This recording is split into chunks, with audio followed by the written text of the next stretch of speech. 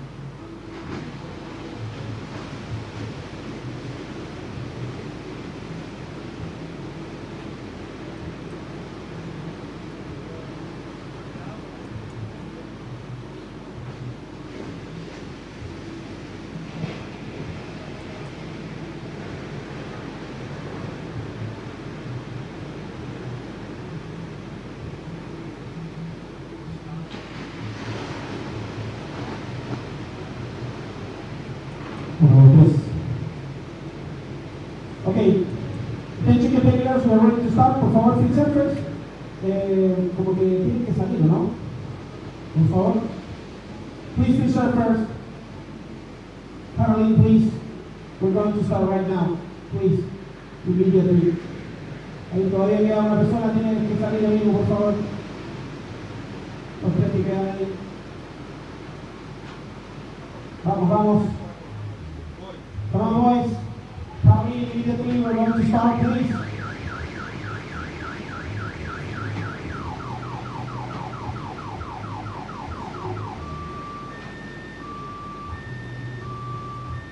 Chicos, ustedes dos que quedan ahí, por favor, tienen que salir.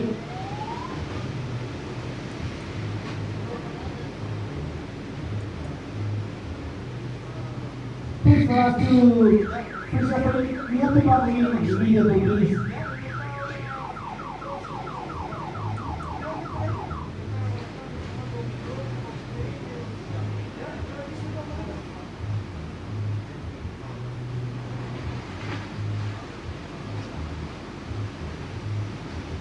Attention competitors, please hold. The heat is standby, is in hold because we have to wait for the jet ski, the water patrol. We can't start without the jet ski. So please hold for a couple of minutes. The jet ski is standing now. I hope so. So please stay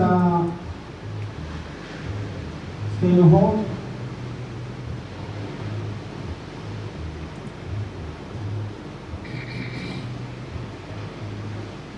Ok, estamos esperando al jet ski, así que por favor esperar un momento. Competitors, if you want to wait, it's okay.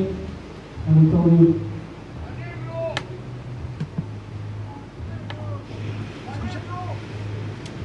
Buzzing.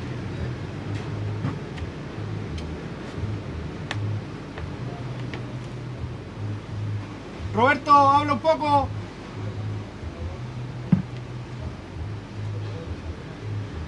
Roberto. Estoy hablando.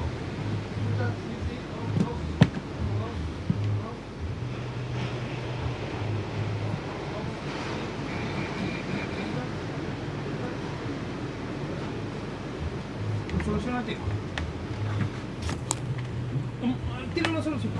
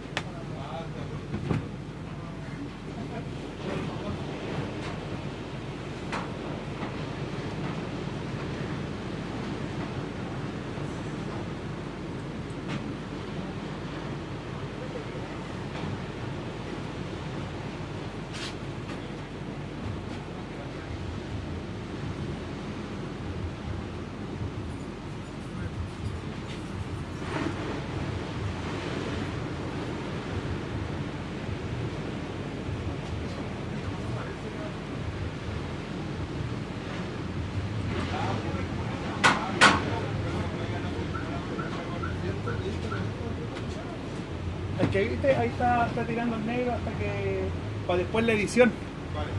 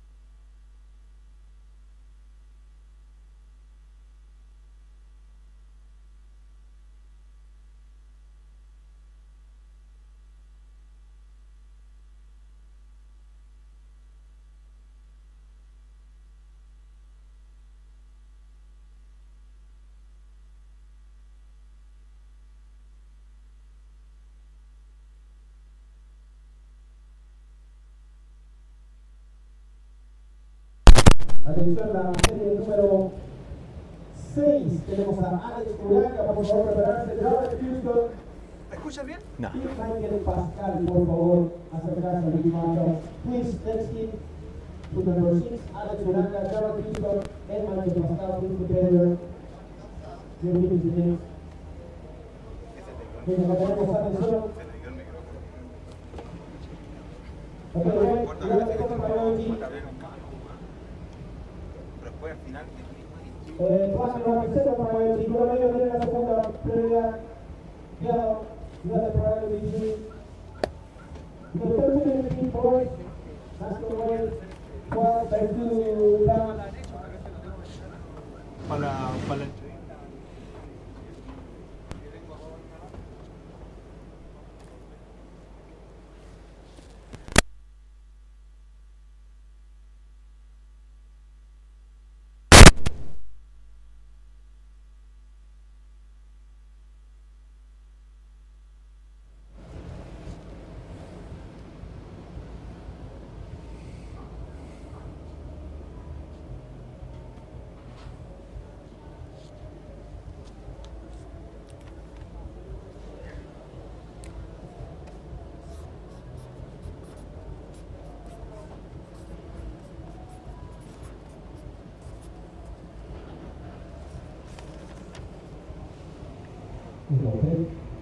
Buena atención, la primera para el color negro, corte de 3 puntos.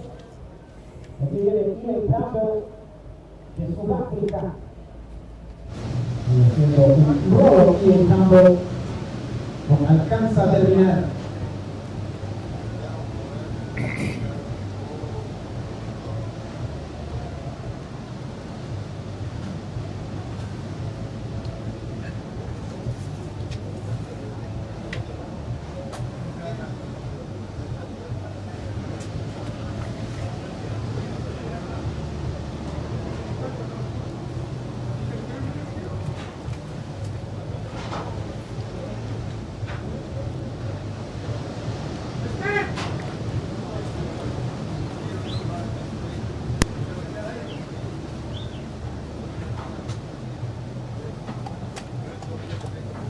Can I start? ¿No escuchas? No cue. I was asking, can I start? Nobody said anything.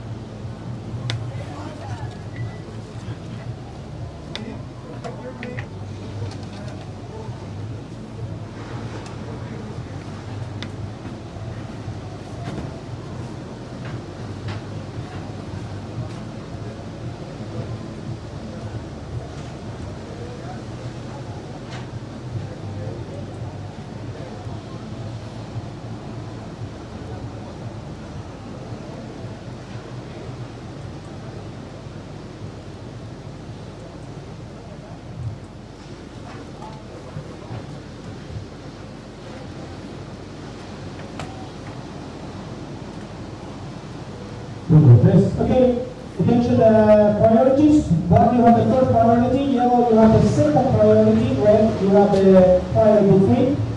Color negro tiene la primera prioridad. Competitors, I'm waiting for the first score of red and the first score of yellow. ¿Cómo está ahora? Sí, ahora. ¿Cuándo? At least? Okay, the first score Signal. No of tengo red, sound. you have 5 points. 5, 4. And the first of yellow.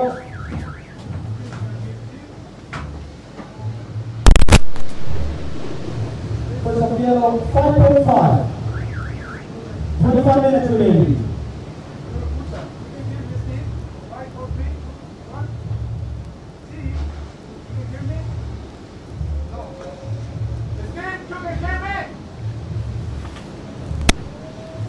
Nothing in the headphones. Nada, en el retorno, nada.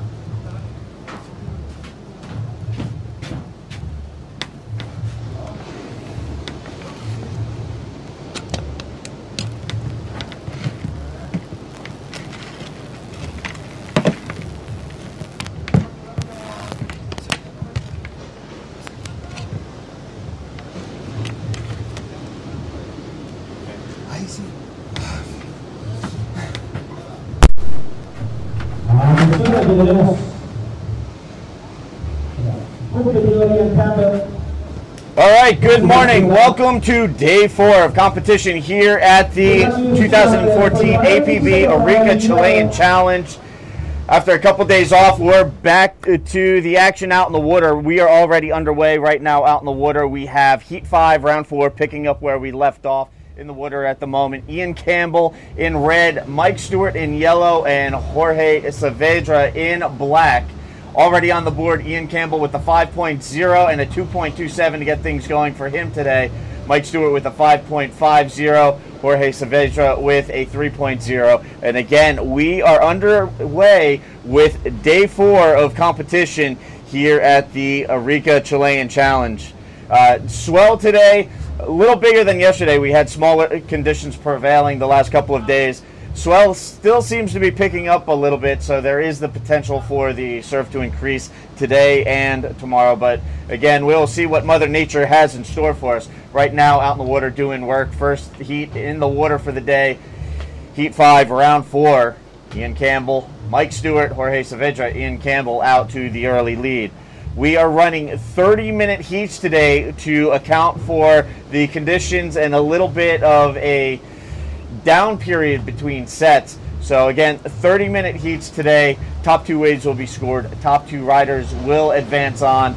And the first piece of news to attend to this morning, coming up later in Round 4, Heat 7 is pretty much going to be an automatic advance for Louis Finnegan and Magno Passos, as unfortunately Brazilian Leonardo Costa had to back out of competition and head back home to tend to a family emergency.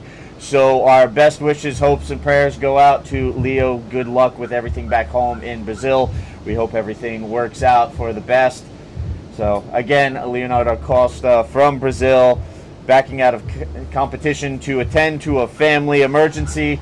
So Heat 7, Round 4, Louis Finnegan and Magno Passos will be an automatic advance. And real quick, while we wait for the next waves to be ridden, start the morning out with some quick shout-outs. I'd like to thank everybody for tuning in this morning, first and foremost, but also Elmo Ramos from Ride It Bodyboard Magazine checking in this morning. Also, I was up kind of early this morning. I was up around 3:30 this morning. Ended up having a few conversations online with some of the Hawaiian boys. Heard from Sammy Moratino, Big Todd, Alan Martin, and Dave Kelly, Shane Lono as well. Thanks, guys, for hitting me up. I appreciate the kind words and support, and definitely appreciate you guys tuning in to watch the live competition. I know in Hawaii, you guys are pulling the overnighter to watch things go down here in Chile with the time difference. So kudos to you guys. Thanks for hanging in there with us. So again, welcome everybody to day 4 of competition. Resuming Round 4 action out in the water, we have Heat 5, Ian Campbell from South Africa, Mike Stewart from Hawaii, the 9-time world champion in 2009, Arica Chilean Challenge champion. They are joined out in the water by the Peruvian, let me just check that, yes, Jorge Saavedra coming to us from Peru.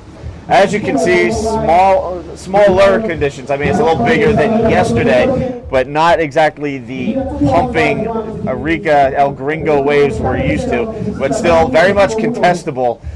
Some fun little bowls and barrels out there to play around with.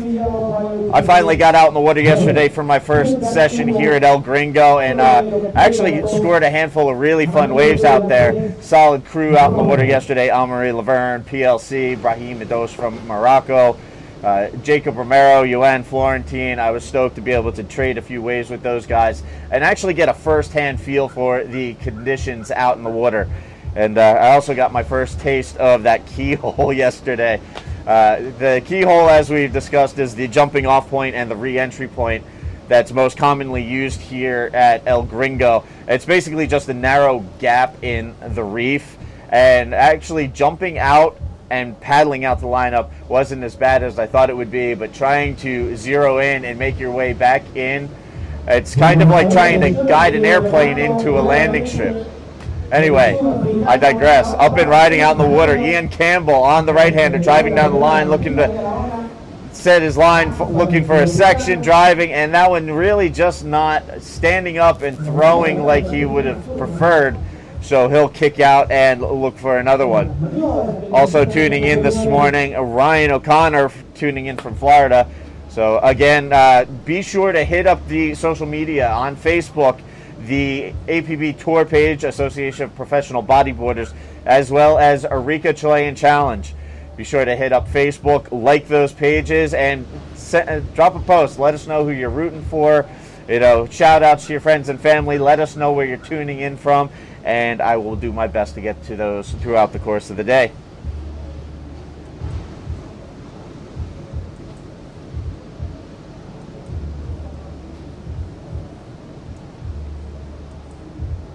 Also, real quick, while we have a little downtime out in the water between waves being ridden, I'd like to send my regards to Paulo Barcelos, who is currently in Australia with Fabio Aquino, filming for the second season of their program Prancha e Pé do Pato on Canal Off in Brazil. Apparently, yesterday, Paulo had a little brush up out in the water. He's got some scrapes across his forehead and underneath his eye.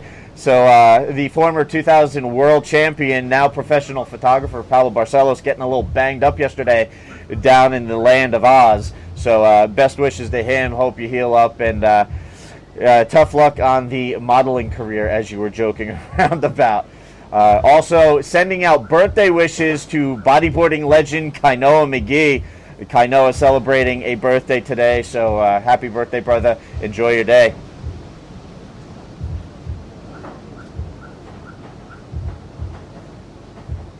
Meanwhile, quick update out in the water right now. 17.5 minutes remaining in this 30-minute heat. Just about at the halfway point out in the water. And right now it is Ian Campbell in the lead. He has a 5.0 and a secondary score of a 2.27 that he'll look to strengthen. Meanwhile, Mike Stewart with one wave under his belt, a 5.50. Jorge Saavedra with a 3.0. Both of those guys still looking to register secondary scores.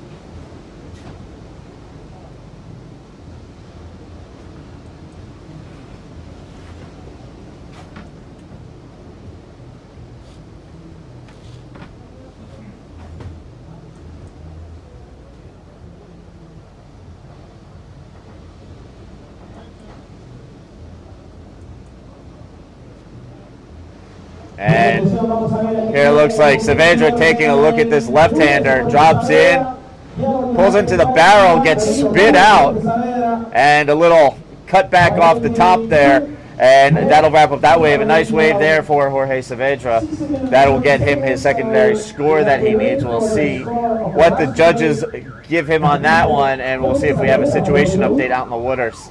Saavedra currently sitting in the third spot, but now getting that secondary score. That should be a very solid score. I wouldn't be surprised if this is his new high score for the heat. And yes, there it is. 6.33 for Saavedra on that wave. That is enough to move him from third up to first with 16 minutes remaining in the heat. So situation change out in the water.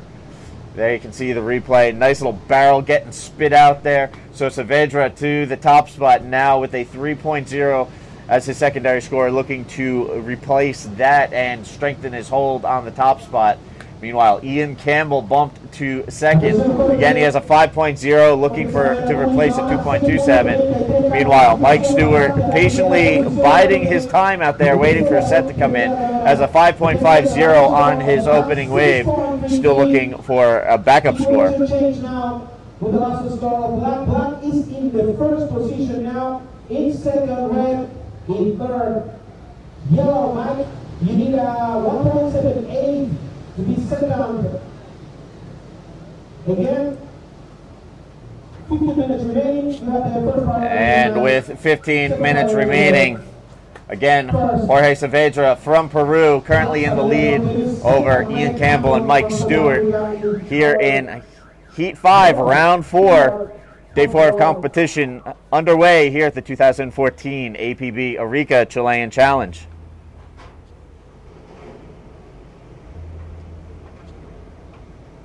And here it looks like Saavedra taking a peek, but on the right-hander up and riding, Ian Campbell kicks in, driving down the line, looking for a section, punches the roll through the oncoming closeout section, and rides out, and then he will duck out before coming up on that rock shelf that over there. So Campbell looking to build upon a 2.27 as a secondary score, has a 5.0.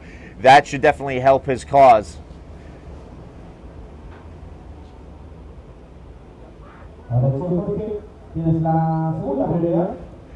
All right, and I've got Dave from Riptide Magazine tuning in. It says it's late here, but trying to stay on top of things for the Aussie crew. Dave, glad to have you along for the ride with us.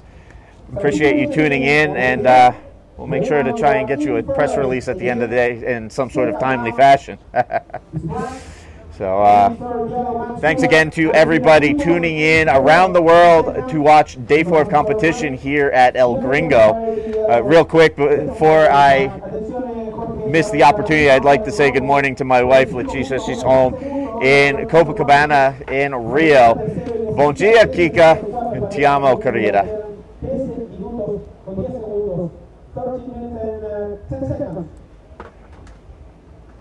So again, for all of you at home, be sure to hit us up on Facebook, Association of Professional Bodyboarders, and Arica Chilean Challenge. Be sure to like those pages and follow along. Drop us posts. Let us know who you're pulling for, where you're tuning in from, and I'll run through those as best as possible.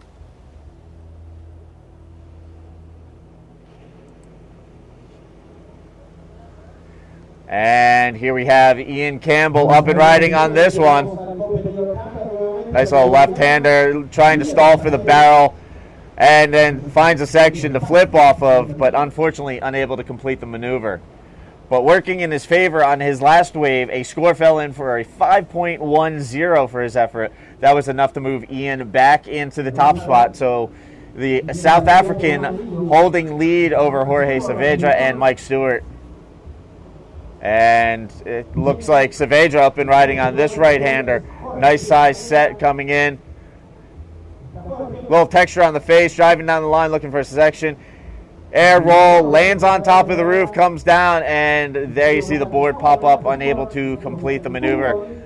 So Saavedra will get on the board with his third wave. I don't believe this will affect his overall combined score right now. He is looking to replace a 3.00 at the moment. And there you could see Mike Stewart having a look at that wave. Again, Mike with a 5.50 was looking for a secondary score. Mike currently sitting in the third spot out in the water with 11:35 remaining in the heat. And here's a look at that last wave from Jorge Saavedra. Driving down the line, a couple of adjustments with the texture on the face, goes for the roll, airs it out, but unfortunately landed on the roof of that wave, and it was just an elevator drop straight down into the V. And unable to complete the maneuver. Meanwhile, that last wave for Mike Stewart looks like it was right in the right up the alley he was looking to pursue. A 6.77.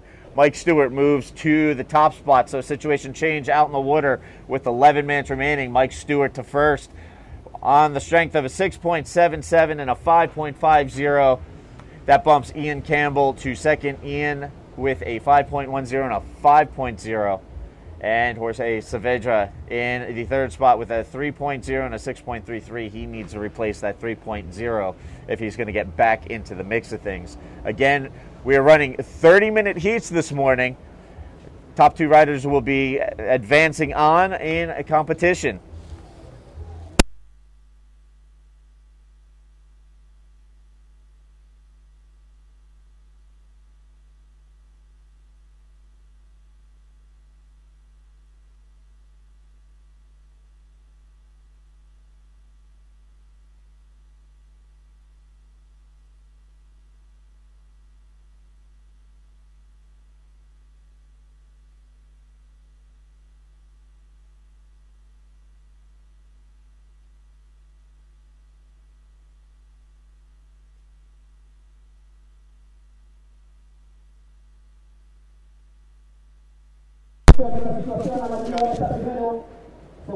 Oh, all right, here we go.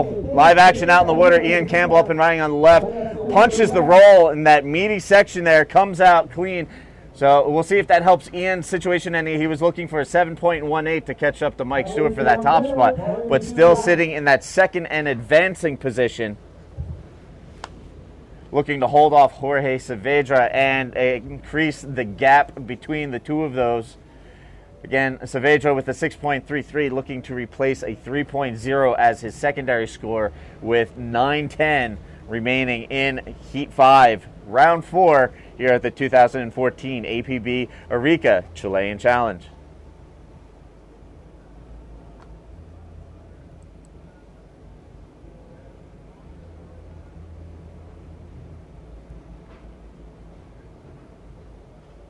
All right, real quick, taking a look at the APB and Arica Chilean Challenge Facebook pages. It looks like Bombay Photography, Juan from Argentina, actually stayed with him in a hostel in Itaquachera during the Itaquachera Pro event number 2, which we just came from. And I was actually really stoked to stay in a hostel there, and I got to meet some really cool people. A really good experience. Thanks for tuning in this morning. And here we have Ian Campbell up and riding. Pulls into the barrel, wave spits, and it looks like Ian got a little caught up in there.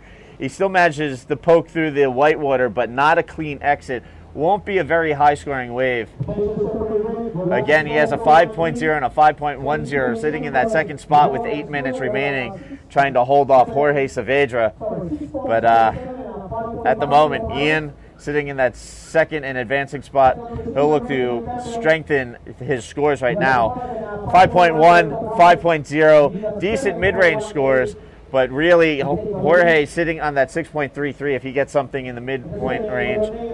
Actually, all he really needs is a 3.78, and he could very much move ahead of Ian. And here, Ian Campbell wasting no time getting back to it. Flips off of that section, but again, unable to complete the maneuver. So Ian doing some work, trying to build on his scores, but not having much luck here in the latter portion of this heat. 7:15 remaining on the clock. Again, Ian Campbell in that second and advancing spot behind Mike Stewart, trying to hold off Jorge Saavedra.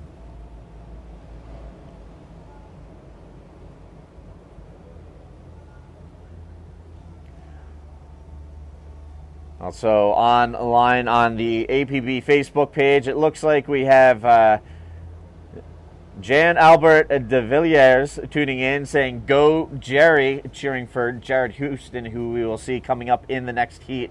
Jared Houston will be going up against Alex Aranga and Michael Pascal. So again, that's on deck. We'll see that in about 6.5 minutes or so. Meanwhile, out in the water again, situation, Mike Stewart, the 9-time world champion and Arica Chilean Challenge champion from 2009, holding the top spot on the strength of a 6.77 and a 5.50. And here we have a little set action rolling in, and Saavedra's going to take a shot at the left, drops in, pulls into the barrel, disappears from sight, gets spit out, throws into a reverse. Nice wave there for Saavedra. This could very well move him ahead of Ian Campbell. We're just under 6 minutes remaining, and we could very much have a situation change out in the water. I'll let you know how that falls into place as soon as the judges are done doing their work in the judges' booth. Here's a quick replay of that wave. Nice size set wave on the left. And we'll cut the live action. Mike Stewart taking a look at that left, but decides to duck out mid-face before he really gets a chance to do anything with it. He'll scrap back out to the lineup. Meanwhile, finishing the replay there, Saavedra pulling in, getting deep, comes out with the spit, throws into a reverse, and that will be a pretty good score there for Saavedra. It'll be interesting to see what drops into place for that one. This will most likely bump Ian Campbell to third, and yes, a 5.93 on that wave. So situation change out in the water. Saavedra to second, Ian Campbell bumped to third.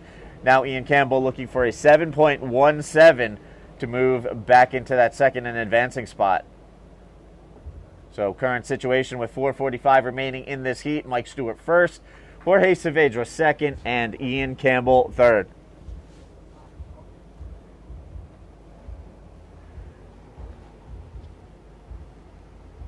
Meanwhile, there you can see Michael Pascal making his way down to the water's edge, getting ready to hit the water for the next heat. He'll be going up against South African Jared Houston and the man from the Basque Country, Alex Uranga. There you can see in screen that memorial down at the water's edge honoring the memory of Malenko. Malenko, one of the guys who dreamt about making this event a reality, unfortunately passed away in 2002 in a car accident. Fortunately, Tomate, the event organizer, carried on, made the dream a reality, and here we are with the 11th running of the Arica Chilean Challenge. Meanwhile, out in the water, paddling back from that last wave, Ian Campbell trying to work his way out of third position back into that second spot, trying to overtake Jorge Saavedra with 3.5 minutes remaining. Saavedra with a 6.33 and a 5.93 holding that second spot. Ian Campbell chasing a 7.17 at the moment. Time counting down. Can the South African catch the Peruvian? Meanwhile, it is the 9-time world champ Mike Stewart in the driver's seat out in the water right now. Counting down to 3 minutes remaining.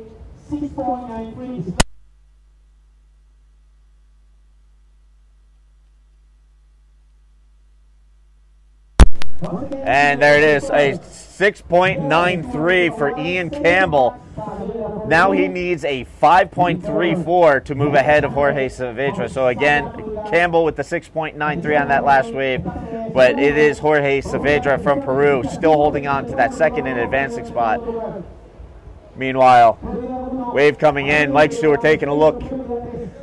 Stewart drops in on the left, sets his line, pulls into the barrel, disappears from sight, comes out clean, throws into a carving reverse. So nice wave there for the former 9-time world champion, Mike Stewart. So Mike doing some work out there, holding the lead and looking to pad that lead a little bit with that wave. 2 minutes remaining in the heat.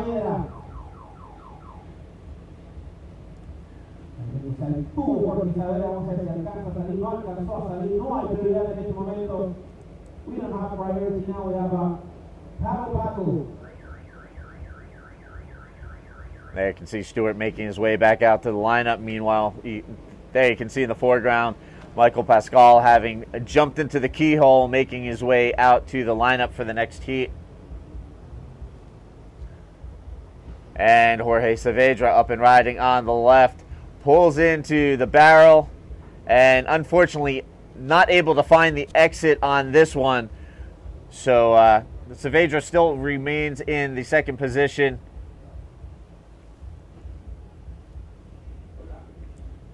And waiting for scores to drop in.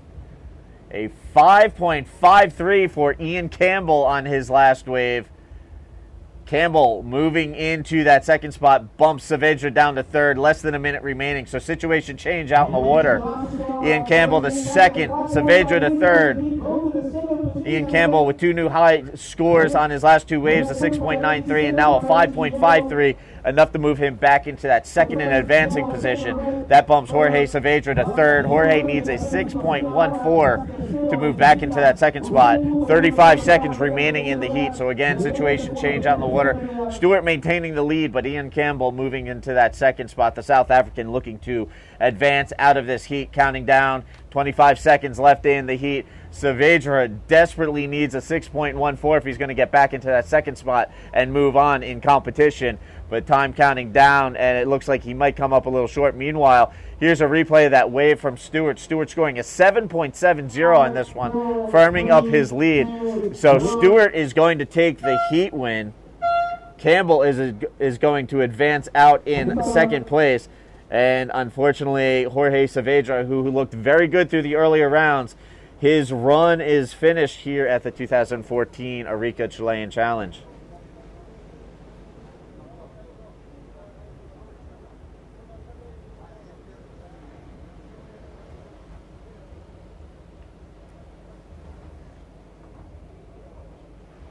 Once again, I would like to welcome everybody tuning in and joining us this morning for Day 4 of competition here at the 2014 APB Arica Chilean Challenge.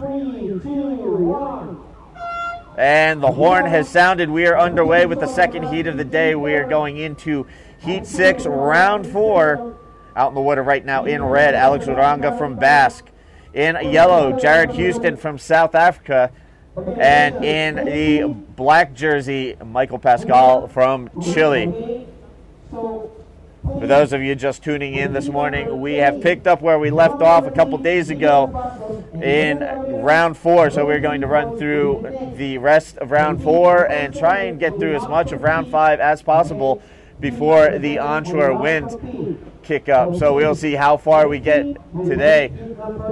Swell still seems to be picking up a little. Every once in a while, the freak set will come through just like that one. But hasn't completely filled in the way we thought it would have. The swell was supposed to start filling in last night. Hasn't quite filled in the way we had expected, but again, still picking up some sets coming through. Definitely some barrels and ramps on offer out in the water. And doing a little hat dance today.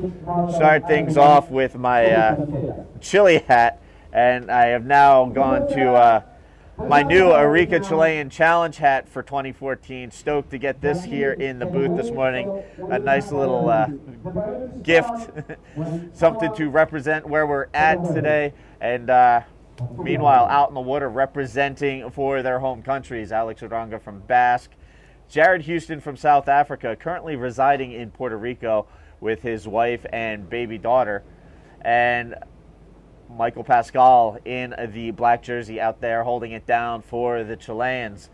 So again, we're running 30-minute heats today. Top 2 waves will be scored. Top 2 riders will advance on.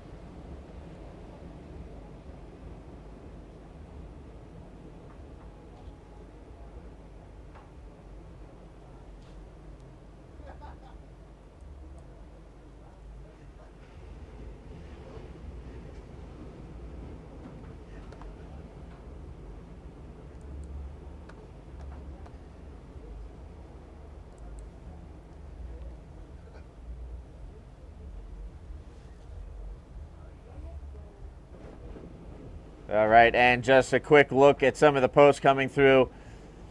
Spirit Harrington tuning in from Big Island, pulling a late nighter, watching competition from Hawaii.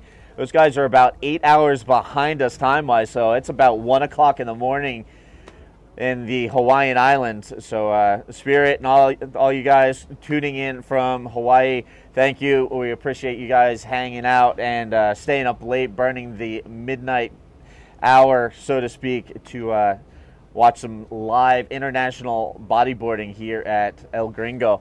Say hello to everybody in Hawaii from Tomati. And Tomati sends walking into the booth, sends a quick shout out to all the boys in Hawaii. So Tomati out and about, making sure everything is running efficiently this morning. Stoked to have him cruise around.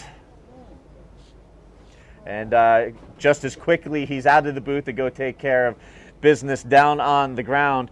Meanwhile, also Ben tuning in from Western Australia, and Jamie Knights tuning in, asking if we can run over the priority rules. Pretty much right now in this heat and the next heat, round 4 and round 5, we'll be running 3-man priority heats.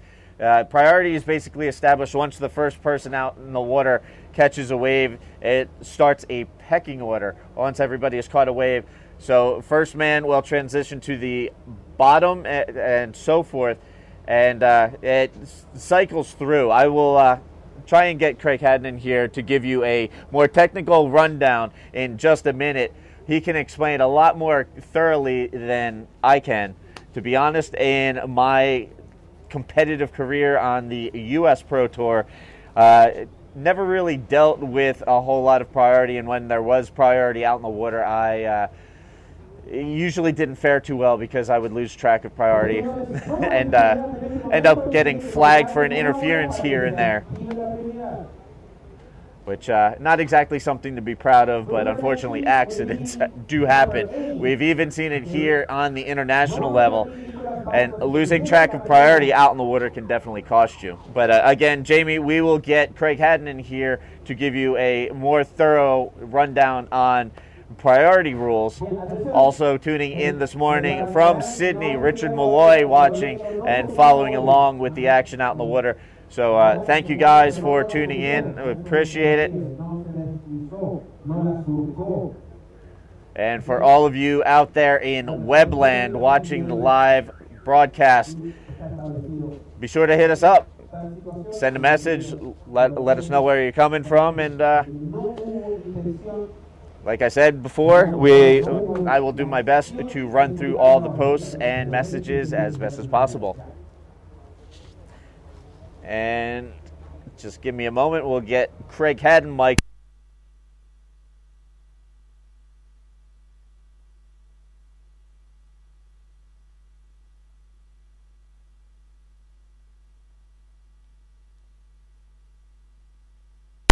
All my side effects all morning.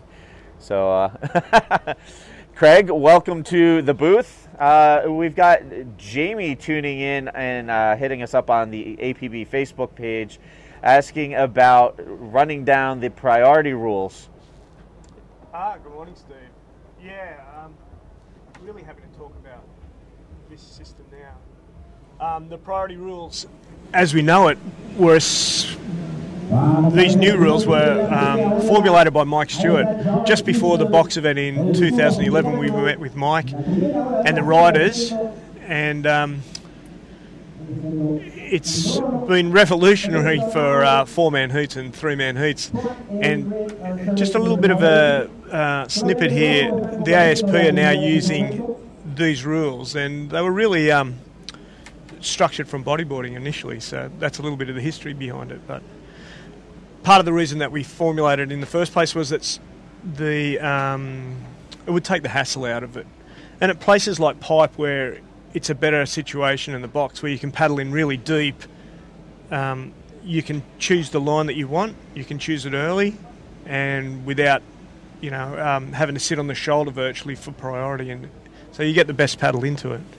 Now, right before you stepped into the booth, I gave a quick rundown of priority, and I was jokingly referring to some of my off-color experiences on the U.S. Pro Tour, where I had a couple of not-so-great incidences of not paying attention to the priority system and actually getting flagged for priority interference. How important is it for the riders to make sure to, pay close attention to that? I mean, I gave an example we've seen earlier in competition where it came back to haunt somebody at the end of a heat, not paying attention to priority. So just give us a little heads up on that. Yeah, we spoke about that the other day, that situation, wasn't it? So it's really important that they understand the fundamentals of it and how it actually works. And basically at the start of the heat, we have no priority. So no one holds priority, and once someone paddles for a wave in a four-man heat, they instantly drop down to fourth priority, and the other three hold that priority at the start. Once someone paddles for a wave or catches a wave, then they fall down below that first person that caught the wave, and then we have two people holding.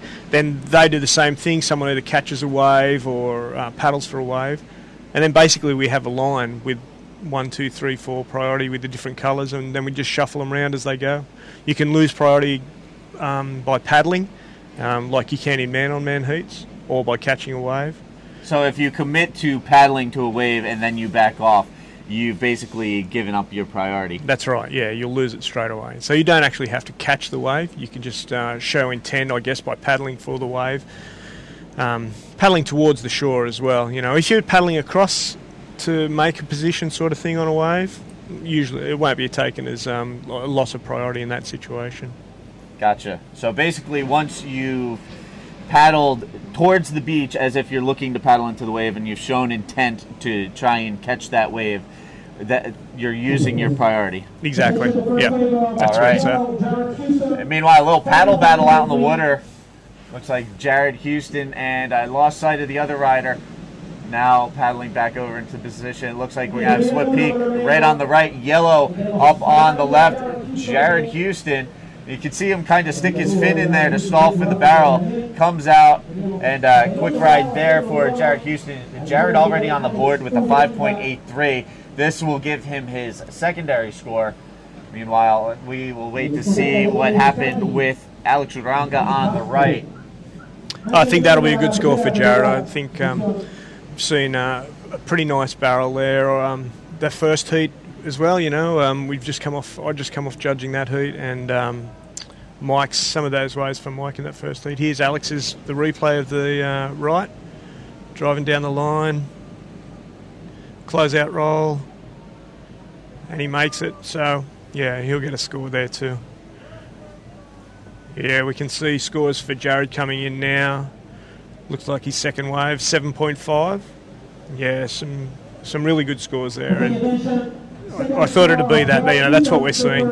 At this time, we're just holding back a little bit as well in the panel. You know, we're trying to, we think the conditions are going to improve throughout the day. So, you know, you just need to be a little bit selective with the big range scores, but I think they'll come pretty soon. Yeah, so while everybody here at the event and everybody at home should be keeping their fingers crossed and praying to the surf gods that we see an increase in the swell condition, right now Jared Houston doing some work out in the water, already a 5.83 and a 7.50 for his first two waves. Just under 19 minutes remaining in this 30-minute heat. Now, you guys decided to go to 30-minute heats from 25-minute heats to account for the conditions. Did you meet with the riders to discuss this morning? How was that decision made? Yeah, that's right, we did. Alex Leon spoke to the competitors and got their feelings. And then I just spoke to Mike after his heat then and said, you know, how did you think you went? Time-wise, you know, did you think it was too long or too short? He said he thought it was about right. He said he pretty much used up every minute of that heat to get his waves. He said he was a little bit selective, so there was, yeah, he thought it was just about right. Yeah, but that's the reason why. A little bit less, I guess the period today is a bit weaker, and so, yeah, I think it'll work out pretty good. And we'll probably continue that on through to the next round as well. All right, so just a quick look at the scores out in the water again. Jared Houston out to the early lead. Alex Uranga with a 4.50 on his opening venture. And here on his first wave, Michael Pascal getting into the mix of things. Drops into the left. You can see him dragging his fins, trying to stall. Gets that roll section and combos it with a reverse right there in front of that rock shelf. And that'll get Pascal on the board with his first wave of the morning. Again, we have resumed competition here in round 4. We had gotten about halfway through and then put things on hold a couple days ago. Had a couple days off, and meanwhile up and riding, going to work again. Jared Houston with a nice looping roll off of that section. So Jared Houston coming out and looking very strong so far this morning. 3 waves, and I'm going to venture a guess and say that's going to be 3 pretty decent scores. Yeah, I think so. What we probably want to see from the excellent scoring waves today will be a barrel butt. You know, both those waves now are beautiful, nice, clean rolls, full radius, good projection, but just no little barrel at the front. I think we saw Mike's heat in that first one. He had some really nice deep barrels and came out with a move at the end, whether it be a spin or a roll through the punchy lip. And there it is, 6.67 dropping into place for Michael Pascal on his first wave. That will move him ahead of Alex Uranga for that second spot right now. Just over 16 minutes remaining in this heat. And Jared's score? Jared looking pretty solid so far, just waiting for his, there it is, 5.93, actually strengthens his hold on the lead. And here we see Jared's last wave, 1 maneuver wave, but nice solid roll, good arm extension, good projection, and a solid one maneuver wave there for the South African. So Jared Houston holding the lead. Pascal with a 6.67 sitting in that second spot looking for a secondary wave. Alex Uranga with a 4.50 also looking for a backup score. Yep. and now they'll just be sitting there waiting and keeping tabs on who's got priority, and they'll be listening to the scores that have been announced and working out what they need to do and which waves they need to drop. You can see it's still early days, only halfway through this heat so far, and they're all capable of getting the scores that they need, that's for sure. This is yeah, early, I'm sure early we'll days. see some shuffling position-wise out there through the remainder of this heat. But again, so far, Jared Houston coming out firing and looking pretty strong so far. And meanwhile, Michael Pascal going to work on this left-hander, kicks in, looking for a second score, pulls into the barrel. Looks like he got pinched in there, and no daylight for Pascal on that one. No, no, he's right on the rocks too, isn't he? He's just you get pushed through. Yeah, something I learned firsthand yesterday getting out in the water here. When it's smaller, it breaks closer to those rocks, so that rock ledge, the reef, pretty much comes right up on you really quick. You got to be careful, and it's almost like you have to keep one eye forward with what you're doing and almost keep an eye on where those rocks are coming up in your peripheral vision. Otherwise, I mean, you'll go in there pretty quick. Here we go, Alex up on the second wave now. Alex finding a nice little left. Big flip. Lands in the pocket, keeps on going. Combos it with the roll. Solid wave from Alex Uranga. Yeah, that'll be a ripper. You know, his flip there was almost perfect. You know, he came right around on a nice sized wave. Yeah, that'll get him well on the board, and yeah, I think it'll probably be the best wave in the heat so far. Yeah, we're going to see our first big score of the morning, an 8.50. Here's a look at that last wave. Talk us through this, Craig. Yeah, nice bottom turn. Good flip, well executed, and to finish with a roll at the end. That's got to be a high scoring wave today on a two combo move on this wave today. It will always score well. Yeah, good scores. 8.5. Yeah, that's the highest wave of the day so far. So right now, Alex Uranga is sitting on an 8.50 with that last wave. Now looking to replace a 4.50 as his secondary score. He currently sits in the second spot. Meanwhile, Michael Pascal in third with a 6.67, looking to replace a 1.60. He currently needs a 6.34 if he's going to take that second spot away from Alex. So, looks like I have Abdeslam Banani tuning in, asking about the future of the World Tour. We'll see if we can maybe reel in Alex Leon a little while later and pick his brain a little bit about what's on tap for the future of the tour. I can tell you this much, with this year's tour coming up next in September, the World Tour will be going to Sintra for the 17th running of the Sintra Portugal Pro. And that will be not only a men's and women's event, that will also have the Drop Knee World Tour and a junior pro division. So a little bit of everything coming up next month at Sintra. And coming up next here in Chile, we'll be heading to Antofagasta for men's and women's action. So event number 2 on the Women's World Tour after a 4-month break, which actually benefited the world number 1, Lily Pollard. Lily Pollard, if you did not hear, suffered a broken back and neck during a bodyboarding session at Mystics at home in Australia. And fortunately, with the time between events on the Women's World Tour, she's been able to recover and get to a point where she has confirmed that she will be in attendance at Antofagasta to defend that number 1 world ranking. Yeah, I spoke to Lily just before we came away. She was excited about the chance to continue, you know, with a chase for a maiden world tour, or world tour, or world title, really. She's been there or thereabouts for a few years, but hasn't gained it yet.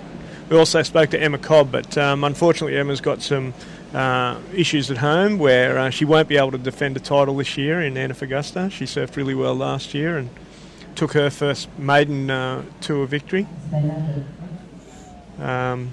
Yeah, she's looking forward to it, but yeah, and so are we, actually. So just touching on the World Tour a little bit, we're talking about Antofagasta and Sintra coming up. Also, on tap for later this year, we'll be heading to Venezuela as well as Panama. Meanwhile, heading into this left-hander, cranking off the bottom, a little mid-face check turn to set up the in-and-out barrel. Jared Houston throws into a quick little spin there at the end. I don't know if that's going to factor into his top 2 wave scores, but some good technical maneuvering there, coming off the bottom, the mid-face turn to set up for the barrel. Didn't get real deep in there, but some decent maneuvering there from Jared Houston, currently the men's world #1. And there you can see up in the judges' tower. All the boys working hard. You can see Hano, head judge Chico Garitano, Kiki, and all the guys up there in the booth doing some work. And, yeah, it's dropping the scores for the day. Mm-hmm. Yeah, it's a good panel too. All these guys are international class guys. We have Rogério from Brazil. Kiki's from he's from Peru, and of course the really good solid local judge Hano. So yeah, it's a nice panel up there, and boys are working hard. Yellow 5.27. We're not counting your 2 best. All right, so with 9 minutes remaining, again, right now, Jared Houston in the lead on the strength of 7.50 and a 5.93. That last week came in at a 5.27. So not coming into play with his overall combined heat score. But again, Jared Houston maintaining the lead. Alex Uranga in second position with an 8.50, looking to replace a 4.50 as a backup score. Meanwhile, Michael Pascal with a 6.67 needs to replace that 1.60 as a secondary score if he's going to have a chance of moving out of that third spot. He's currently chasing a 6.34. I might just touch on, Steve, the progression into this next round, just to let everyone know what happens. Okay. Yeah, after this round we reseed. I'm not sure whether you've already spoken about it, but basically what happens is that anyone who has progressed through to this point, the competition stops and we reseed in the correct seeded order from 1 to the last 24 guys that are remaining. So there'll be a small delay, I guess, after the last heat in this round, while the reseeding's done and the system's retyped in with the new heats. Now, I do have a question. This morning I was informed that in Heat 7, Round 4, we had Leonardo Costa have to leave abruptly to tend to family matters back home in Brazil. So how will Louis Finnegan and Magnum Passos be progressed into the next round if that heat is not going to actually hit the water, since it's pretty much an automatic pass for those 2 guys? Yeah, well, in a normal draw situation, I think Louis was in red, so he would have progressed through higher than Magno. But in this situation, as I just touched on, because it's a reseeded round, if there was a perfect place to sort of leave the competition, then this is it, because it's irrelevant really where they finished in that heat anyway. So both will just progress, and I think Magno has a higher seeding number than Louis anyway, a far higher one. So he'll take his spot into the next round, and so will Louis. All right, so basically with that heat automatically progressing with Leo Costa bowing out of competition, we're going to go from Heat 6 into Heat 8, and then, as Craig was just saying, we're going to take a quick little respite in between so that the heats can be reseeded for round 5, and then we will move forward from there and trying to get through as many heats as possible today before those dreaded onshores kick in. And there you can see down on the beach a couple of Brazilians having some fun. Tamega, the 6-time world champ, 2-time Arica champion, showing up. Wishing good luck to Nick Bastos, who we will see coming up in Heat 8 of round 4. That's on deck. Again, Heat 7, Leo Costa backing out of competition, had to leave abruptly to return home to Brazil to tend to family matters. Our best wishes go home with him. But it looks like, as a result, Magnum Passos and Louis Finnegan in Heat 7 will get a direct pass to the next round. So instead of sending those two guys out for a 30-minute heat, you know, they've already advanced. There's no need to take that 30-minute run out in the water. We will go right into Heat 8. So coming up, we're going to see Diego Cabrera, Nicolas Bastos, and Johan Florentine going to work out in the water. Meanwhile, doing work out in the water right now, 5:15 remaining. It's been the Jared Houston show out in the water so far. 7.50, 5.93, his two high scores. He holds on to the lead. Alex Rodranga remains in second. Michael Pascal in third, still looking for a 6.34. And it looks like we might actually have something starting to stand up and roll in. We'll see if we have any takers. Yeah, it's not too... Alex is in a good position, but he has the highest wave in the hoot so far with an 8.5. So Alex really... he just needs just under 5 to take the lead from Jared, and then that would put the pressure back on Jared. And Michael still... he needs a 6.34 to move into second and push either Alex or Jared out of that position. All right, there you can see out in the water Here's a our paddle three here. competitors, and it looks like all three take a look. Split peak. Jared Houston up on the left. Goes for the air roll spin, bounces around, completes the maneuver, and there you can see comes right up on that rock shelf that we've been talking about. he's landed it. He's beached that one. And at the same time, we had Black on the right. Yeah, it looks like Michael Pascal trying to give things a go. Again, he's chasing a 6.34 right now to get out of that third spot and advance on. We'll wait and see what scores register. We stayed with Jared Houston on the left. Again, Michael Pascal on the right. So a little split peak action here at Arica. See that quite a lot. That definitely makes things interesting for the judges up in the booth, having to keep an eye on two riders at the same time. Yep. There's a couple of things that we work on there. Firstly is if you're unsure of either wave, we do have the replay system in the judges' tower that we can utilise to check on the score of one of the waves. But as international judges, what you tend to do is you focus on the most critical part of the wave. So if you see the guy just trimming, you know, your focus is probably switched a little bit to the other guy, and then you flick back all the time. That's the way I do it anyway. You know, you keep referring to either side of it, and watch the critical part of the wave, and so you never miss the move. But yeah, we can see Jared's scores there coming through for that flip. It's going to count as his second best score. It's 6.7, so that's extended his lead. But we see Michael's last wave as well. It came through at a 6.1. So it's kept him in third, but it should have made the situation far easier for him to take second. Yeah, Pascal coming up just a little short. He was chasing a 6.34, got a 6.10 for his efforts. But then, right behind that, Alex Rodranga with a 5.27 strengthens his hold on the second spot. Now, that forces Michael Pascal to chase down a 7.11 with 2 minutes remaining. And Rodranga creating a little distance between himself and Pascal, looking to hold on to that second spot and advance out. Again, less than 2 minutes remaining in this heat. And then we will go into Heat 8.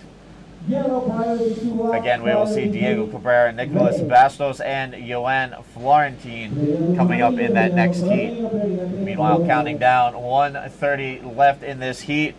And Craig, anything you'd like to say before you step out of the booth and get back over to the boys in the judges' tower?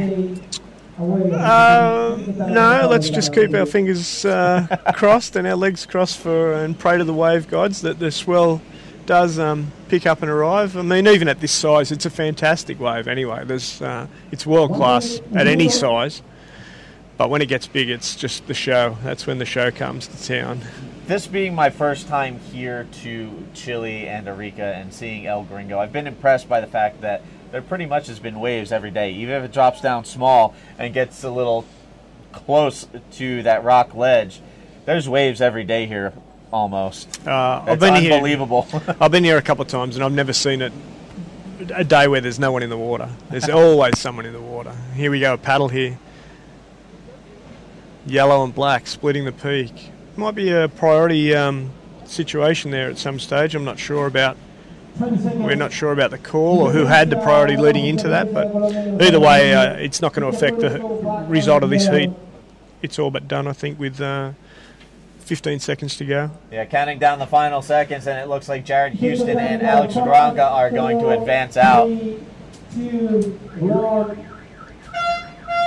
And the horn has sounded, so there you have it, folks. Jared Houston with a 6.70 and a 7.50. He will win the heat and move on. And also joining him moving on from this heat, Alex Odronga. So we will see those guys coming up in round 5. And just awaiting the count back and the start for the next heat. Craig Haddon's going to step out of the booth. Thank you, Craig, for joining me here this morning and providing your insight and answering a few questions. No, it's good, Stu. Really good. I'm pleased that we got some questions about the priority. You know, and I had the chance to explain it to everyone. I hope that that clears it up for everyone at home, and I hope you enjoy the rest of the day. And I'll talk to you later. Sounds good. Thanks again, Craig. See you, Steve. All right, so there you have it, Craig Haddon from the APB stepping into the booth, explaining a few technical details, answering some questions. Always stoked to get him here in the booth to help handle those questions. He can handle those better than I. Like I said, time and time again, there's a reason why I'm in a commentary booth and not in the judge's booth.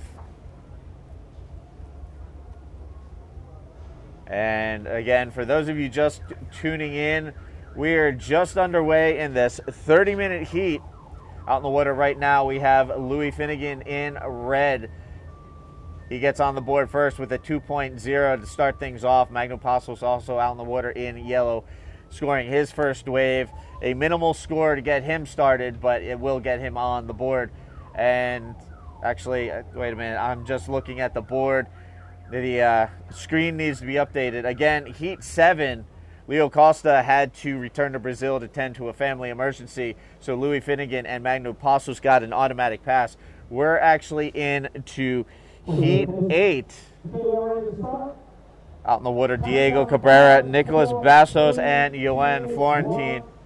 And the horn has sounded, and now they are underway. So let me get my screen sorted, and we'll get Mike Stewart into the booth for a little commentary, and we'll move forward from there. Diego Cabrera is in black. Nicolas Bastos is in yellow. Johan Florentine is in red. The team will be heat number 1, round 5. Please hold for the name of the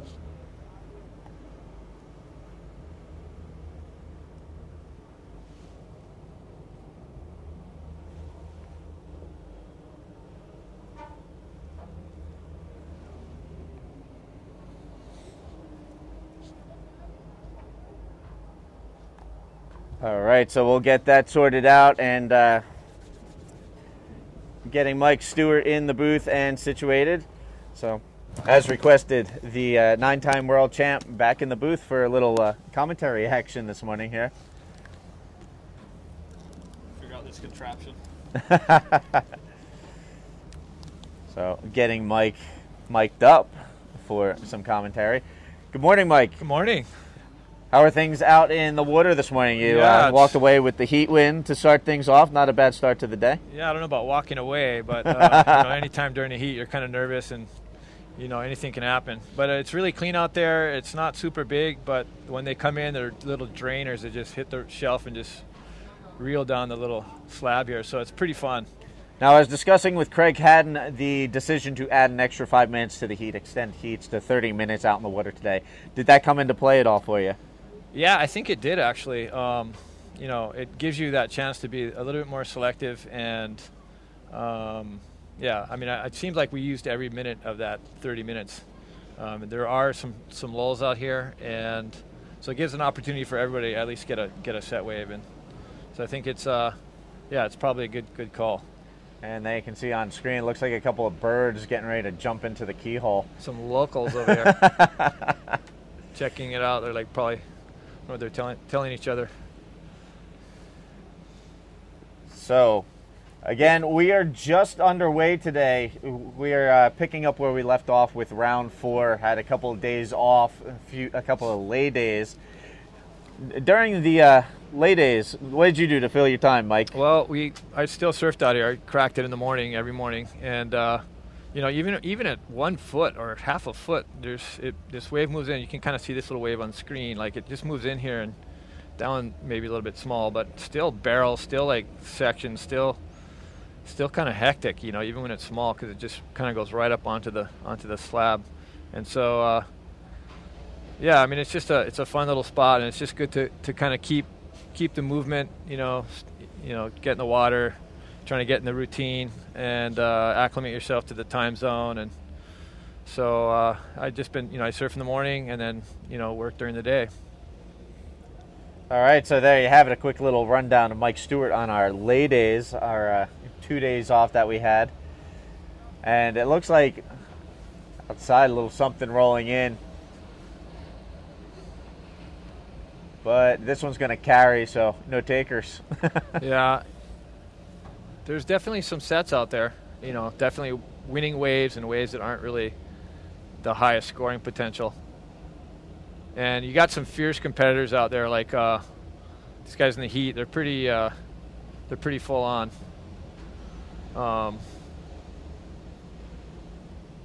Yeah, right now out in the water we have in yellow Nicholas Bastos, in black Diego Cabrera, and in red Johan Florentine. So these guys looking to get on the board and establish that 3-man priority system. Whoa. And a little paddle battle there, up and riding Diego Cabrera on the left. Nice drainy ball. Looking for that roll section. Finds it towards the channel right after the keyhole there. That was pretty wild. Like Johan looked like he had it, but Diego just went right around him. Diego's a pretty fierce competitor. And here we are. Nicholas Bastos up and riding, punches the roll through that oncoming section. Yeah, that's hard to hit because it kind of bends away from you. So you'd be kind of going down the line with a lot of speed, and then that section kind of bends away from you. Here's Johan Florentine, one of Reunion's best. And just, gosh, he just got stuck in that little V. That just goes to show how much power that little zone has. Like normally that's just a pretty basic move. You could just power through that, but that little zone right there where that wave's breaking is just super shallow, super thick, really powerful. And if you don't get a lot of projection out or enough projection out, that thing will you just can't get past the V of where the lip is landing. Looks like a pretty good little set rolling in right now. So it seems like even with the smaller waves, there's a lot of power out there. Yeah, almost more so. Like it just seems this inner zone right in here just has, like right in there, it's the shallowest part of it, and it's just where all the energy converges, and there is quite a bit of power right there. Even though it's small, it's like it packs a punch. So again, we saw a 3-wave exchange there, all of our riders getting on the board out in the water, and we'll see what we can get score-wise from the judges in just a moment. I'll give you an update on that.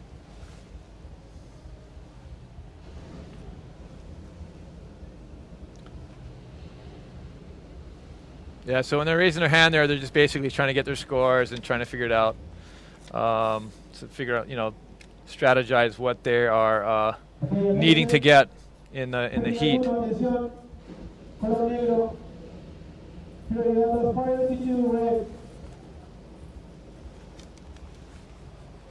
Priority 3. It's got a yellow. Okay, first score. So real quick, while we're waiting for scores to drop in from that 3-man wave exchange, it looks like Doug Smith tuning in and saying go Mike and Team Science, and so well wishers tuning in to cool. Thanks, Doug. Watch you and the Stoked team. Stoked you're watching, and we're going. We're giving it a dig. Unfortunately, Kiahi didn't make it through. He got knocked out in the first day of competition. It was a close heat. I went down to the wire, and 2 local guys just kind of got it over him. But it was a good heat, a good battle nonetheless. And And I think he's pretty stoked with what the waves are like over here, and just to kind of check out this whole scene. It's so different to everywhere else we travel in the world. And it also looks like Tiago tuning in from Portugal. Tiago enjoying the live stream and looking forward to the Sintra Pro. All right. Well, hopefully we get some surf there, and I think after this event, I think most guys are going to reevaluate. Oh, here we go, up and riding. Nick Bastos driving down the line. I think that was a replay, yeah. That's the replay. So you can kind of see like that wave. If we can cue that up again, you get a lot of speed on that right because it's more of a wall, and then it hits various shallow sections on the reef, and then or the rock shelf here, and so as a result, it'll just kind of just throw up. I mean, just like peak up and just gurgle right at those zones. And if it's connected in the right way, it would be an amazing ramp. But in most cases, or in a lot of cases, especially today when it's a little smaller in this direction, the waves are kind of like bending out. So it's really hard to, get a good ramp on those rights. At least it is for me. Yesterday, I saw you and Tanner leaving. Here's a quick replay of Red's last wave. Johan Florentine, a nice little forward spin, a little carving to reset his line. And there you have it. That looks like Alex, actually. Is it Alex in the seat? Here. That might be Diego. That must have been Diego on that right. I don't know. I'm a little confused myself. Sorry, guys. But I just looked at his face, and I said that looks a lot like. I think that looked like. The first round of scores that registered from that first wave exchange. Actually. Oh, here we go. A little paddle battle for this. Let's see. So neither riders decide to go. You can see a lot of them, man. There's some jousting out there. Like you saw the two riders kind of like turn into each other and kick out. So you have to understand, if you paddle for a wave and you're in the queue in priority, you're going to lose priority. So the last thing you want to do is paddle for a wave you don't like or don't want to go on. And a lot of guys use that to kind of bait the other rider to try to paddle and switch priority. So it's a strategy you'll see is guys jostling around out there, trying to sell him a wave, to paddle since for. this heat has started, it seems like we've had a little bit of cat and mouse antics out in the water with the guys, a couple of guys paddling for the wave. We've even seen a couple of look-offs so far this morning. One guy will paddle in the same direction and then swing and go the other way. So some mind games out in the water. Yeah, I think at that heat start, you saw Diego actually paddle around Johan. Like, Johan kind of positioned himself to get the inside zone, and then Diego would just really quickly just paddle right around him and went around him and got the wave and got a pretty good score. He got a 7 for that first opening wave. Yeah, so a quick rundown of the scores we've seen so far. Johan Florentine with a 1.67 on his opening wave. He currently sits in the third spot. Diego Cabrera opening things up this morning with a 7.0. So that's how he gets his campaign started. Meanwhile, Nick Bastos with a 4.83 and a 5.60 holds the early lead here in this 30-minute heat. So that's the situation out in the water. Bastos first, Cabrera second, and Florentine third.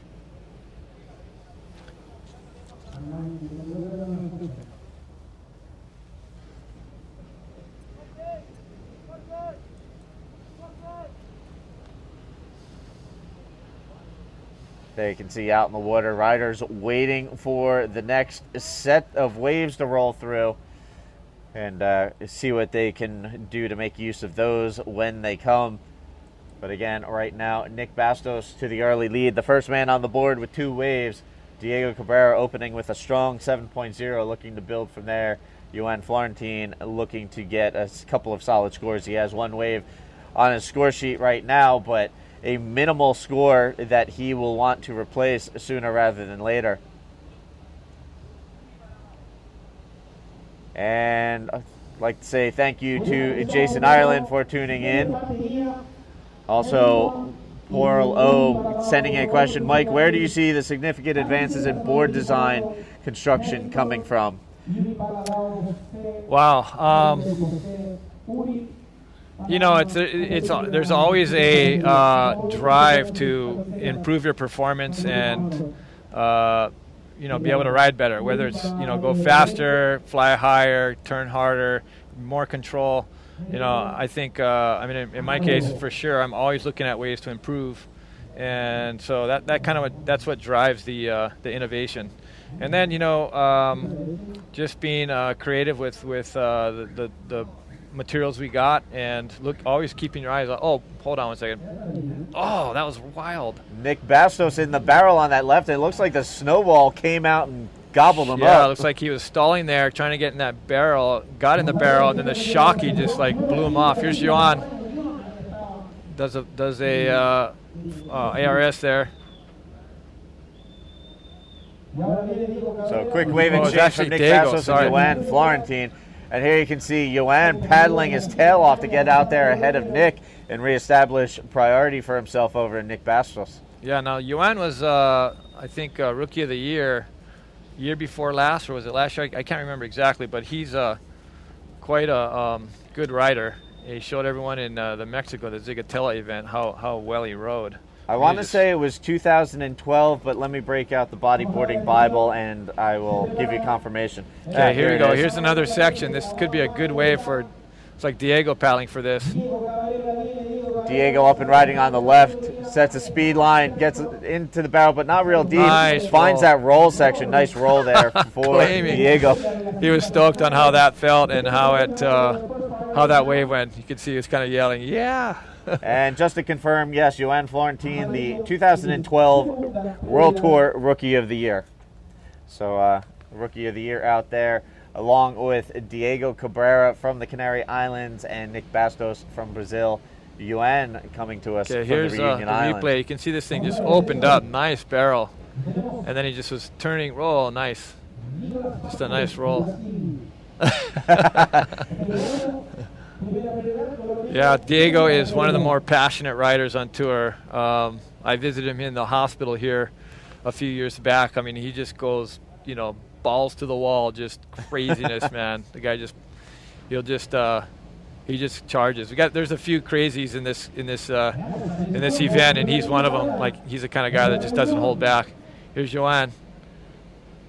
Johan's a very real technical rider. That was just textbook, you know, flip. Very difficult with that landing right there, that shallow shelf. It's such a different contour on that bottom there. It's so flat. A lot of times you'll actually come out of the barrel with a lot of speed. You can almost pearl there, you know, sometimes. I mean, I feel my nose catching a couple times and just going, wait, what's going on? I'm in a pearl out here. So that was textbook. All right, at 6.07 for his efforts on that wave. Put that together with the 5.0 he had on his last wave, and that's enough to put Johan Florentine in the second position ahead of Nicolas Bastos. Nick now chasing a 5.48. Meanwhile, Diego Cabrera registering a 7.27 on that last wave. Well-deserved score there. That moves Diego Cabrera to the lead here in Heat 8, Round 4. And again, just to remind everybody, in case you're like, hey, what happened to Heat 7? Leo Costa had to return to Brazil suddenly to tend to family matters, so Magnu Passos and Louis Finnegan got an automatic pass. We did not have to run Heat 7, so we're here directly into Heat 8. And there, Diego Cabrera doing some work again on that one, wasting no time, not sitting still for a moment out there. Yeah, similar to his last one, not quite as clean or lofty of a roll, but still a good ride from Diego Cabrera. It's going to strengthen his position. I don't think it'll be better than his other ones, but we'll see. Oh, meanwhile, here's a nice Nick barrel. Bastos pulling in and comes out, finds daylight, still going, and he'll kick out on that one. So wave exchange from all three riders. Yeah. All right. Looks like waves are starting to hit here now. And it looks like Diego will get back out and establish first priority in the lineup. So quick wave exchange there from our riders. Now you were discussing board design. I was curious, do you have boards that you've had shaped for specific situations, And do you have a board that's kind of like a general go-to for all Yeah, for conditions? sure. You know, you want to. I kind of look at it like the board design is really a system of flex and shape, and you know, what I look for in a board is something that is well balanced for all aspects of wave riding. I want something that's really fast. I want something that I can totally control, and you know, with that speed and control, you get a lot of opportunities to different types of maneuvers. And then, in addition to that, I like it to be able to do good over flat sections and average waves too. So if you have a kind of a bunk section, you can kind of get over that through that section easily with speed, and then even maybe do something in that section. So I kind of look for more of a balance in my boards. And so my boards are probably a little bit bigger than most guys' boards because I like that flexibility. And then my boards are probably a little bit softer than most of the boards you'll find on tour right now, because I think if you have a softer board, you can go a little bit bigger and still control it. So what I like about that is it gives me just a lot of flexibility. But look at this barrel here. That was nice. That was Diego from the other angle. And yeah, from that angle, he actually did get in the barrel looked for a good little from that bit. angle, for sure. So nice wave there. And meanwhile, up and riding, Nick Basco's taking a look at this left-hander, drops in, and starts the section on him, so he throws the quick roll. Doesn't look like he was able to complete the maneuver. That mid-face turn not generating enough speed to punch through. Meanwhile, up and riding Diego Cabrera. Oh, he got pinched. if you watch that wave again, you'll see a section on it. They got kind of contorted, and basically what happened is it hit that super shallow section at just the wrong angle, and just like totally folded in on itself. You know, really hard to get through that. You basically got to punch through the lip in the barrel and then keep going. So it's really tough. You know, if it eats your speed and you can't re-engage.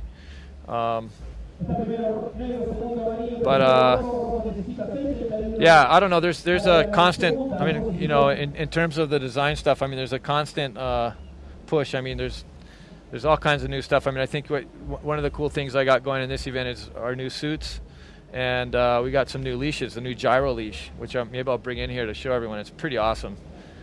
I figured out a way with John Creekshank.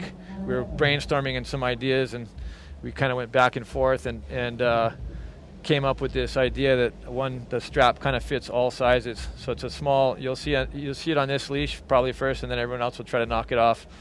But I'm working on my intellectual property, so we'll see if legally they can get around that. But anyway, you know. All right, look forward to seeing some of the new gyro leashes. Now, just real quick, one more question about board design.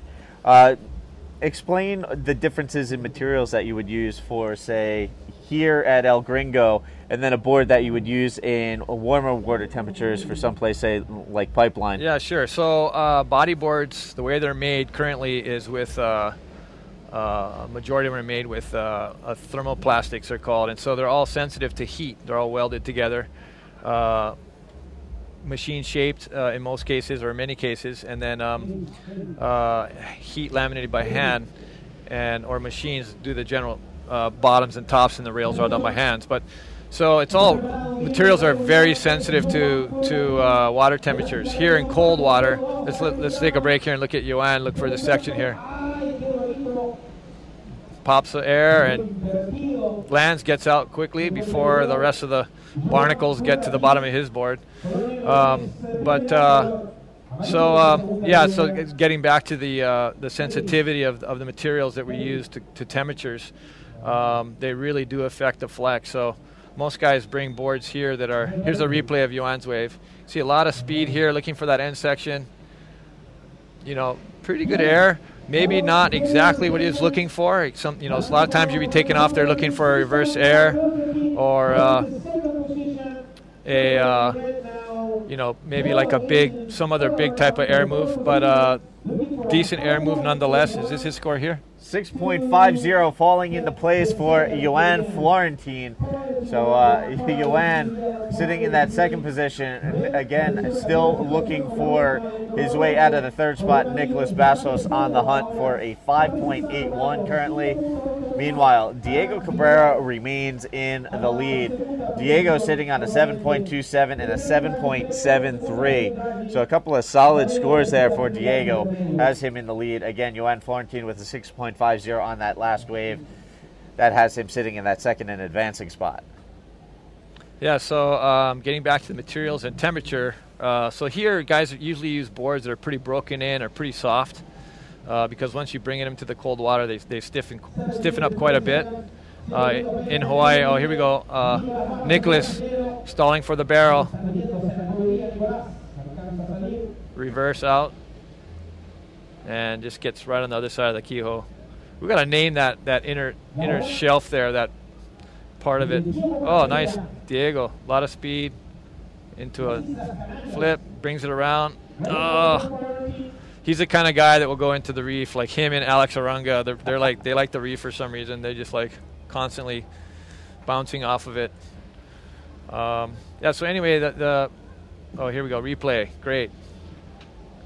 Nicholas Bastos. Nick Bastos dropping in on this one, So pulls in, gets the barrel, comes out a carving reverse. Yeah, that was pretty cool. And I like that. So Nick Bastos looking to dig his way back in. He was looking for a mid-range score, and he got it. 6.40 is enough to move him ahead of Johan Florentine. So Nick Bastos taking that second spot.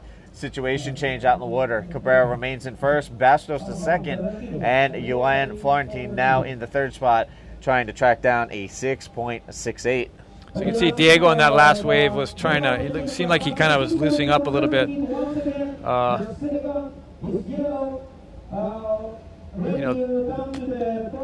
looks like Diego is 6.10 on that last wave. Will not factor into his two high scores right now. Now, you were talking about needing a name for down there. Yeah, we should come up with a name. I've named a few spots, so you got the keyhole. We got to figure out what's the end of that. We got to come up with a name, Steve. Start calling it that. Yeah, I'm sure there's some colorful expressions some of the riders would have referring that, none of which we would be able to repeat on air. Yeah, I don't know. So there you have it. Here in the booth, I'm Steve Action Jackson. I got Mike Stewart, 9-time world champion and 2009 Arica champion in the booth with me, helping to call the commentary, giving us a little insight on board design and what works where. So yeah, maybe some of the viewers can tune into the APB website and let us know some of the names you might want to use for that section between the keyhole and that it kind of sticks out and kind of can get a lot of riders. All right, it looks like Elliot Booth tuning in from Adelaide in South Australia, watching the live stream before school tonight. Thanks for tuning in, Elliot. God, Diego Cabrera keeping busy, now looking at it right. Gaining some speed. Okay, stalls down there. You see something. Let's see what he's got. Oh, big through the lip roll. Hits that shallow section. Really hard to get through that. Again, that looked like it kind of moved away from him. This is the kind of wave that it just kind of, it's hard to get beyond just the simple barrel roll zone, when it thickens up like that, or you're real deep. So you'll see kind of maybe a different approach in these types of waves versus waves that might be peaky and can launch. We only know the first two of this tour. All right. So looks like Craig just walked in here with the next round. We're reseeding the round, which is just an awesome thing. So here we go. We have the first two heats coming up of the next round. Yeah, it looks like in round 5 we are going to see Ori Valadown go up against Elton Lavero and the local favorite Christian Fernandez. And then in the following heat we're going to see Amaury Laverne, Alan Munoz, and one of your riders, Tanner McDaniel. So stay tuned. Those are coming up on deck. We're going to go into round 5 of competition. Again, we're going to see Uri Valadaun and Elton Loureiro from Brazil go up against the Chilean Christian Fernandez. That will be the next heat out in the water. Is this true too? The third heat of that, the heat 35, is going to be Guilherme Tamega, Eder Luciano, and Sebastian Seed from Chile. So 2 Brazilians and a Chilean. Oh, I'm in there too. I'm, let's see, 35, 36, 37. Oh, here we go. Yellow, Johan Florentine stalling, looking for the lip. Nice circular roll. That was beautiful. So nice wave there from Johan. Again, Johan trying to track down a 6.68 and move out of that third spot to advance out. Currently, Cabrera in the lead. Bastos sitting in second. Yeah, these guys are catching quite a few waves. I mean, if you look at their wave count, it's really starting to pick up. The swell's starting to fill in, it looks like. Yeah, it looks like Cabrera with 7 waves, Bastos with 7 waves, now a 6th wave dropping in for Johan. You can see Bastos up and riding. This will actually be his 8th wave of the heat, so, you know, staying busy out there this morning. Yeah, these guys are really exchanging quite a few waves.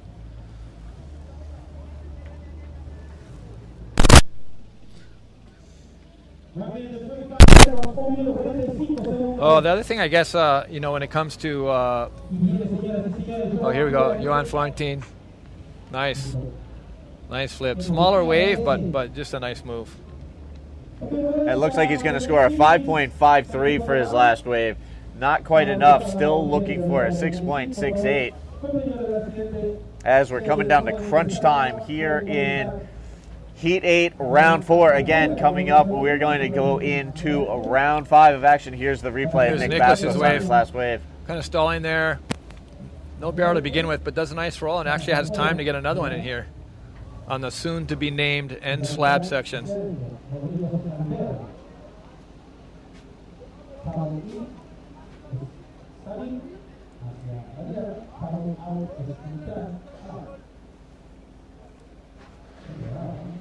All right, so again, just waiting for some scores to filter in from the judges. Meanwhile, quick replay of the last wave for Johan. A nice roll off of that section there.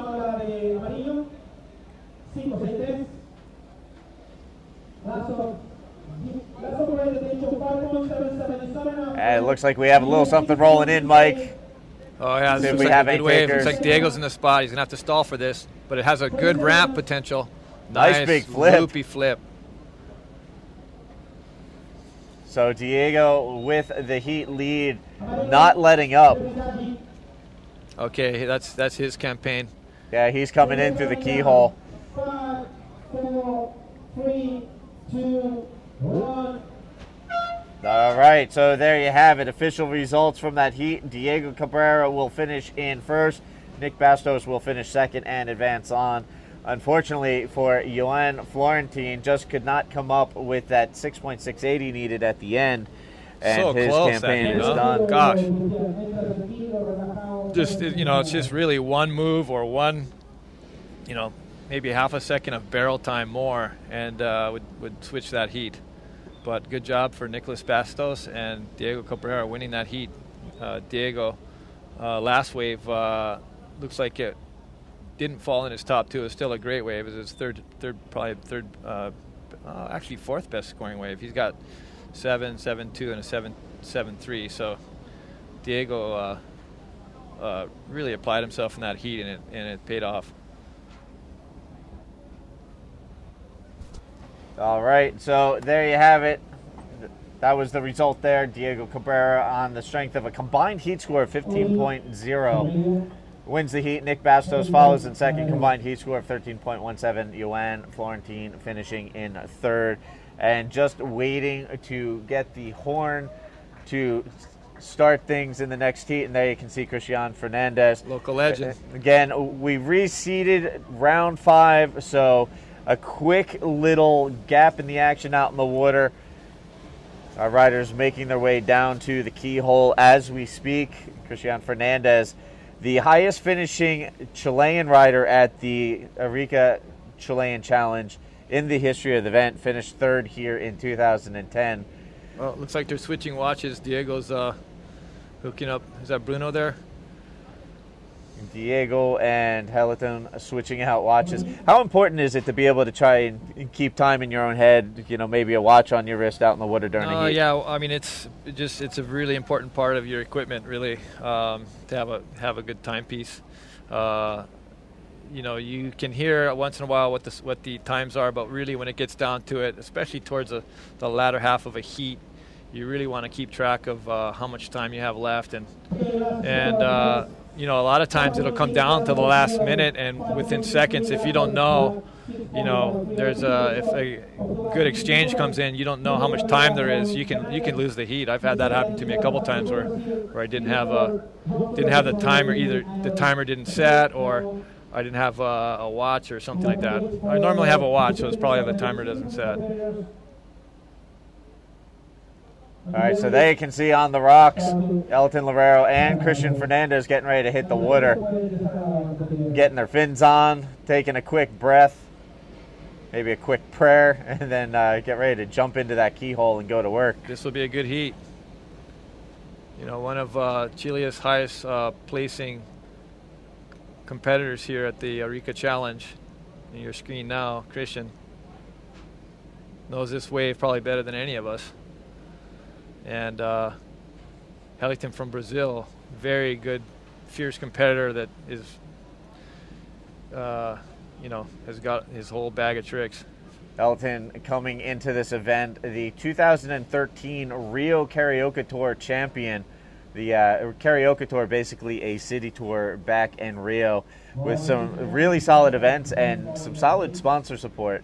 Heliton walked away the champion last year and had some solid results. He did well at the Rio Bodyboarding International event last year, finished strong with his appearances on the World Tour, and looking to continue that momentum through 2014 here at the Arica Chilean Challenge.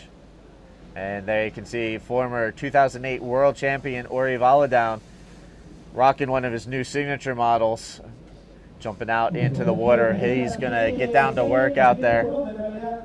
Yeah, Yuri, which is kind of a cool, interesting twist of things.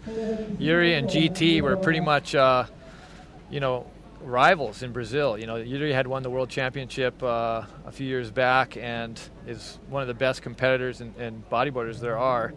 Now rides for GT, so that he's with GT now. So those two guys are a pretty potent force on the world tour, riding the GT boards. That's pretty interesting because if you think about it and look back to 2008, the only thing that stopped Guilherme Tomega from winning another world title was that man out in the water, Ori Valadown, and now, you know, Ori basically working for GT, the two of them. Yeah. Yeah, it's cool. It's kind of cool to see. Uniting forces, which, you know what, in my personal opinion, uniting forces is what the sport of bodyboarding needs. You know, just some powerhouse combinations. Something I like to see with you and Tanner. You've got the generations going, but both of you are you're still very much in the mix of things on the world tour and in the rankings and in competitions. And then you've got Tanner on the other end of the spectrum, still a Grom, but, you know, putting together some really solid results. And you must be pretty happy to have a couple of two riders, yourself and Tanner, in the top 20 in the world tour right now. Yeah, for sure. Yeah, it's great. You know, I'm super excited with the future for Tanner. You know, just where he'll take the sport. You know, he's so young. He's got so much in front of him, and he's so talented at his age. So it's great to see, and I think it really opens up the door for other riders too. I mean, Tanner's not the only really good young rider in the world. There's quite a few of them that are out there, and a lot more that are coming up. So I think what Tanner represents is an opportunity for all young riders to aspire to. You know, there's no reason why if they don't you know, train hard and smart, that they can't be on the world tour as well at some point if in fact that's what they want to do. It seems like this day and age there's no shortage of young bodyboarders that definitely classify for Super Grom status.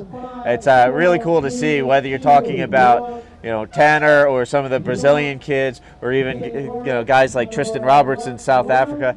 A lot of global talent at a very young age. It's really cool to see bodyboard so dynamic in so many ways these days. Yeah, it's an interesting time we're in. It's cool. It just kind of goes to show the scope of this sport that we do. It's so accessible and it's so diverse.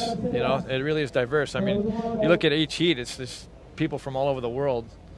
And as I said earlier in the broadcast, it's like this is just a great thing for the sport, that these riders can kind of get together, and there's a synergy that happens here that you just can't find anywhere else. When everyone gets together at these events, everyone observes everything, and there's just a real nice kind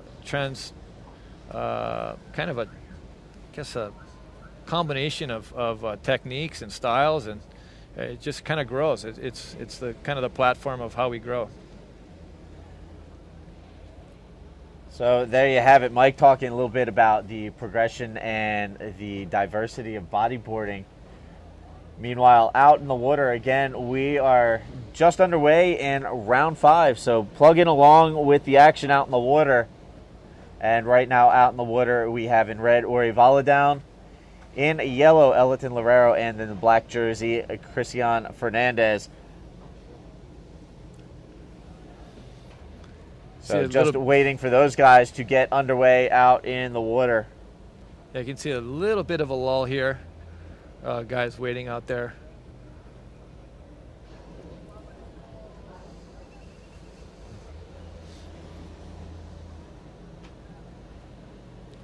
So looking out to this, it just looks like it's placid and as boring as can be. But I tell you what, these guys are as anxious as could be. The paddling, positioning, all that stuff comes into play here. Yuri up and riding, pulls in. Nice, driving in the barrel. Can he come out? Oh, he had a pretty low line there, and I thought he kind of had it licked. But then, it didn't happen. But then on the right, we saw Christian look like take off, and let's see if we can get a replay of that. Looked like he kind of went down the line. I think I saw him do a roll at least.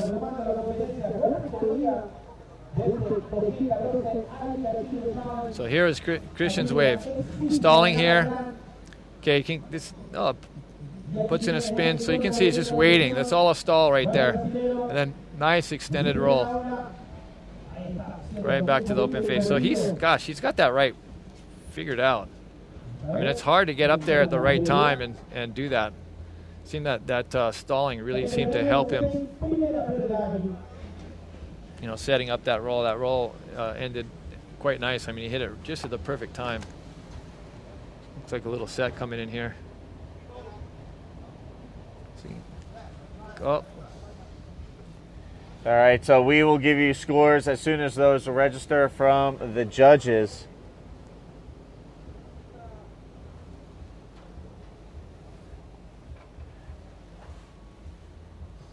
Meanwhile, there you can see, I do believe that is Christian making his way back out.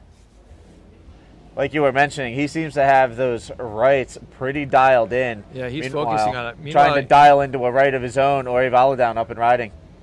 Okay, he's keeping a high line here. Let's see if this end section does anything. Nice flip there from Ori. Yeah, he hit that pretty well. You could see him drop his leg down and to try to make sure that he could bring it around. But pretty good height. I mean, Yuri can pretty much do those on anything.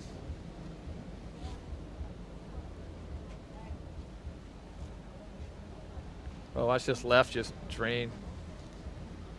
A little tight on the end there.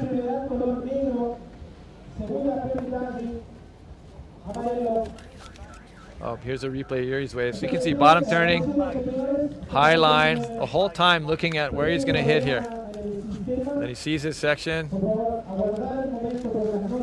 And you got to make sure he gets around. You can see where he landed was just like a lot of bumps. That's because it's so shallow that the water's gurgling up on the rock there.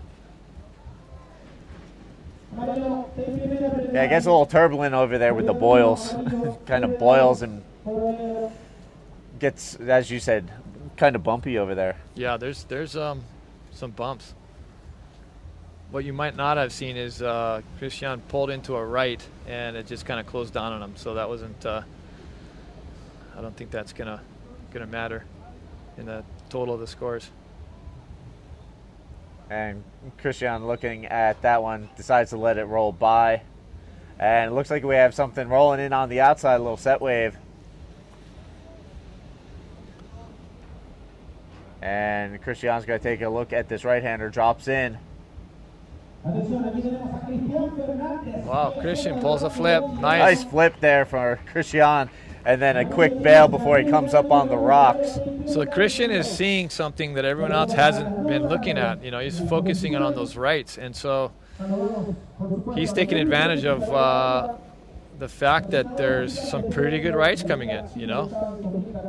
Most everyone's been focusing on the lefts. But I think Christian favors that right, and you can see why. He's got some pretty good scores from that. All right, so just taking a quick look at round 5 again right now out in the water.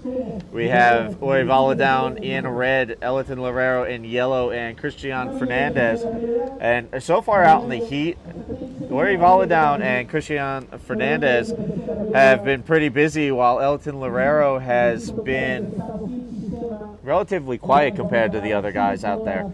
Meanwhile, coming up, Omri Laverne, Alan Munoz, and Tanner McDaniel are on deck. And then